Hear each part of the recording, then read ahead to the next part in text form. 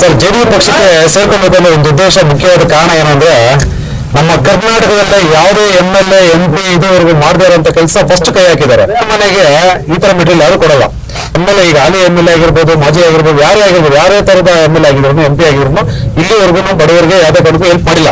ಎಷ್ಟೋ ಮನೆಗಳಿಗೆ ಇವತ್ತು ಮೆಟೀರಿಯಲ್ ಕೊಟ್ಟಿದ್ದಾರೆ. ಅಂತ ಜನನಾಯಕನ ಇದೇ ಫಸ್ಟ್ ಬಾರಿ ನೋಡ್ತಾ ಇರೋದು. ಒಳ್ಳೆ ವ್ಯಕ್ತಿ ರಾಮಣ್ಣವರು. ಯಾರಿಗೂ ಕಳ್ಳೋಟ್ಗಳು ಹಾಕೋಕ್ ಹೋಗ್ಬೇಡ್ರಿ.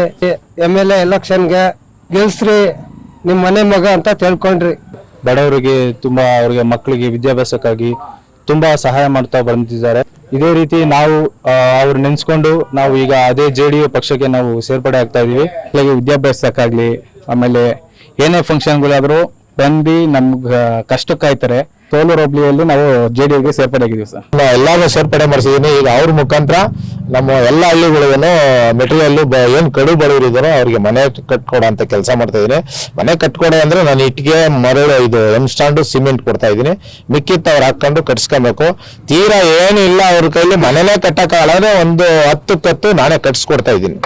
ಹಂಗಾಗಿ ಆ ಒಂದು ಉದ್ದೇಶಕ್ಕೋಸ್ಕರ ಇವತ್ತು ಸೋಲೂರು ಹೋಬಳಿಗೆ, ನಮ್ಮ ಸೋಲೂರು ಹೋಬಳಿಗೆ ಸೇರಿರೋಂಥ ಎಲ್ಲ ಗ್ರಾಮಗಳು, ಎಲ್ಲ ಹಳ್ಳಿಗಳಿಗೂ ಪಂಚಾಯತಿ ಲೆವೆಲ್ ಅಲ್ಲಿ ಕೆಲಸ ಮಾಡಬೇಕು ಅಂತೇಳಿ ಇವತ್ತು ಸೋಲೂರು ಹೋಬಳಿಗೆ ಬಂದು ಇವತ್ತು ಎಲ್ಲಾನು ನಮ್ಮ ಪಕ್ಷಕ್ಕೆ ಸೇರ್ಪಡೆ ಮಾಡಿಸ್ಕೊಂಡಿದ್ದೀನಿ. ನಮ್ಮ JDUಗೆ ಬಹಳದ ಗುರುತು ನಮ್ದು.